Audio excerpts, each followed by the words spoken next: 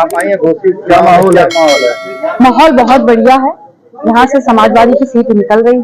जनता भारी से भारी मात्रा में सहयोग साथ आशीर्वाद दे रही है और भारी से भारी मतों से जो सुधाकर सिंह जी है वो जीत रहे हैं। यहाँ पे लगभग 70,000 निषाद समाज के लोग माने जाते हैं, निर्णायक होंगे, क्या लगता है? बहुत अच्छे से जो है वो साथ देंगे। निषाद समाज के सम्मानित लोग हमेशा ही मेरा साथ देते हैं और हमेशा ही समाजवादी पार्टी का साथ देते हैं। आपके जो मंत्री, बीजेपी के जो सहयोगी मंत्री है निषाद जी, उन्होंने कहा कि आप उनकी बिरादरी के रहे, ना उनके घर की है, ना आप मला बिरादरी में पैदा नहीं, आप पहले जाकर पता करें कि मला बिरादरी में है या नहीं। ऐसा है कि हमारे ससुर जी है वो किसी भी महिला की कभी इज्जत करते ही नहीं। अगर उनको महिला की परवाह होती तो सर्वप्रथम राम जी की जो माताश्री है कौशल्या माता का अपमान नहीं करते। जो वो कौशल्या माता का अपमान करने से नहीं चुकते हैं, उनके ऊपर गलत और अभद्र टिप्पणी करने से नहीं चुकते हैं, तो वो काजल निषाद को क्या समझेंगे? वो किसी भी महिला को कुछ नहीं समझेंगे। ठीक है। और सर्वप्रथम मैं आपको बता दूं कि महिला की कभी कोई जात होती ही नहीं। मैं पत्रकार महोदय आपसे पूछना चाहती हूँ कि आपकी माताश्री जो है वो आपके पिताजी के नाम से जानी जाती है कि मायके के नाम से जानी जाती है?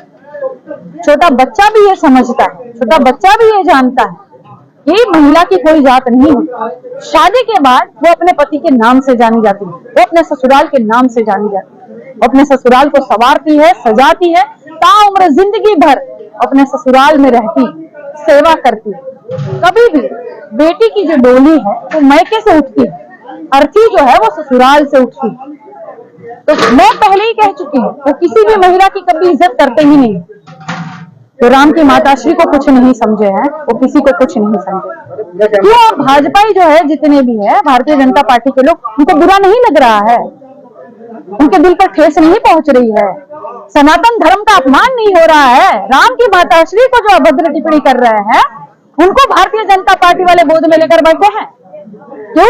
वो जो बड़े बड़े संत जो अलग अलग भाषाओं में बोलते हैं कि हम जूता फेंकवा देंगे, हम हरी करवा देंगे, हम सरेआम इनको मार डालेंगे, काट डालेंगे, ये जो बड़े बड़े संत बोलते हैं, जब किसी इनको लगता है कि भगवान का अपमान हुआ तो अब राम जी का अपमान नहीं हुआ, माता कौशल्या का अपमान नहीं हुआ।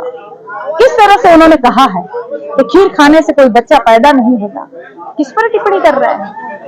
तो मेरे भाई जो इस तरह से मानसिकता अपनी गिराकर महिलाओं पर अभद्र टिप्पणी करते हैं, भगवान की माताश्रियों को जो नहीं छोड़ते हैं, वो किसी को कुछ भी बोल सकते हैं। जन्म ली है उसको कह रहे हैं कि बहुत संशय बना हुआ है। ऐसा है कि उनको अभी भी ये भ्रम है कि निषाद समाज के सम्मानित लोग उनके साथ है, लेकिन ऐसा नहीं।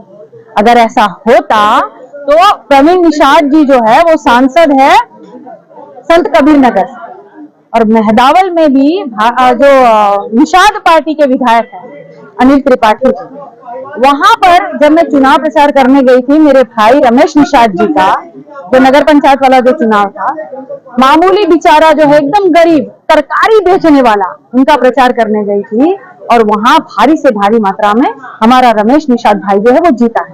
क्यों? वहीं पे विधायक जी जो है निषाद पार्टी के और जो सांसद जी है प्रवीण निषाद जी वहीं से सांसद है। बहुत रैलियां किए थे, बाप बेटे मिलकर बहुत रैलियां किए थे उस गरीब भाई को हराने के लिए। निषाद समाज का गरीब बेटा अगर जीत रहा था, ये इनको पचता नहीं है, तो ये निषाद के हितैषी बनेंगे। काजल निषाद जब महापौर का चुनाव लड़ी थी, ये बहुत रैली किए थे हमको हराने के लिए, बहुत तिकड़मबाजी किए थे। और वही महापौर का चुनाव जब मैं लड़ रही थी, तो इसके पूर्व जब भी कोई लड़ता था महापौर का चुनाव लड़ते थे तो 70,000 80,000 वोट पाते थे। लेकिन इस बार मेरे सम्मानित जनता ने मुझे इतना सहयोग आशीर्वाद दिया, मेरे सम्मानित समाज ने मुझे इतना आशीर्वाद दिया कि मैं 1,61,889 वोट पाई थी मेरे भाई। कैसे मिला मुझे?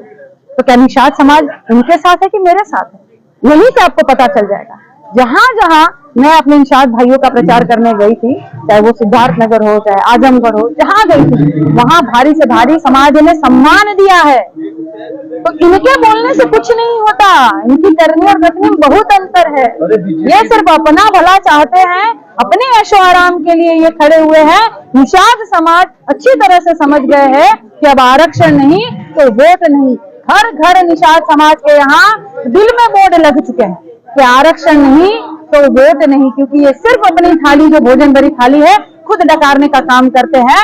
ये निषाद पार्टी से मंत्री नहीं है, या निषाद पार्टी से इनका बेटा जो है विधायक नहीं है, निषाद पार्टी से इनका बेटा जो है वो सांसद नहीं है, वो भारतीय जनता पार्टी से तीनों के तीनों।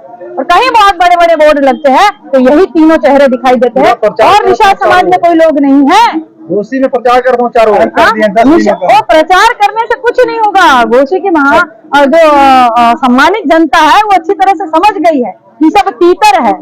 जो भोले भाले समाज को बहेलिया के कहने पर समाज को जाल फेंक कर जो है ले जाने आए हैं, सब पूरा सम्मानित समाज हमारा समझ गया। इनके तीतरों से घूमने से कुछ नहीं होगा। यहाँ काजल निषाद आ गई है, और काजल निषाद को हमारी जनता जो है और हमारा समाज जो है वो बहुत प्यार सहयोग आशीर्वाद देते हैं। मैं कोटि कोटि धन्यवाद भी करती हूँ।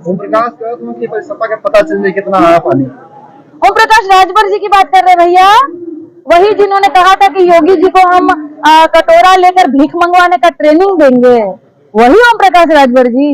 अच्छा, वही जो चुनावी मेढे के रहनी जी हैं, यहाँ से वहाँ जो कूद रहे हैं, वही ना योगी जी को भीख मंगवा रहे थे। और योगी जी उनका लालन पालन करेंगे। क्या है कि योगी जी जो है और भारतीय जनता पार्टी जो है, इनको कोई कितना भी गाली दे, चाहे राम की माता का अपमान करे, चाहे स्वयं योगी जी का या मोदी जी का अपमान करे, लेकिन इनको ये लगता है भारतीय जनता पार्टी को कि इस आदमी के आने से हमारा वोट बैंक बढ़ेगा, तो वो तुरंत ही दूध के झूले बनकर वहाँ शामिल होंगे, तो उनको अच्छा से लालन पालन करेंगे, अच्छे से चरण चुम्बक करेंगे। आपने अभी कहा कि तीतर है, कौन तीतर है? तीतर है भैया, हमारे समाज के कुछ लोग तीतर है, जो बहेलिया के कहने पर आए हैं। इनको लगता है, अरे जिनका भी आप नाम ले ले भैया, हमारे सम्मानित समझा अच्छी तरह से समझ रहे भैया, समझ रहे हैं ना आप लोग? हाँ, समझ रहे हैं, जनता समझ रही है, हमारा समाज समझ रहा है। बोले समाज खुद ये नाम बोले कि यादव कभी मुख्यमंत्री नहीं बनेगा, कभी भी नहीं बनेगा। खाए हैं कि अब शाम हो गई, नहीं दूंगा कभी। अच्छा, उनके बोलने से मतलब हरिश्चंद्र हो गए हैं क्या? सत्यवादी हरिश्चंद्र बन गए हैं क्या राजभर जी? हाँ, वो तो कहे थे कटोरा पकड़ाएंगे, भीख मंगवाएंगे, ट्रेनिंग दिलाएंगे योगी जी को। दिए अम्मा? हाँ, बहुत बढ़िया। देखिए, अम्मा कह रही है तो वो सही है, तो पहले बोले वो पहला वाला काम होगा, ठीक ना? उनके बोलने से कुछ नहीं होगा। जनता मुद्दों पर चुनाव लड़ेगी मेरे भाई। जनता को महंगाई सता रही है, बेरोजगारी सता रही है, जो मासूम बच्चों पर अत्याचार हो रहा है, जो कानून व्यवस्था या लचर पड़ी हुई है, जनता उन पर चुनाव लड़ेगी। ठीक।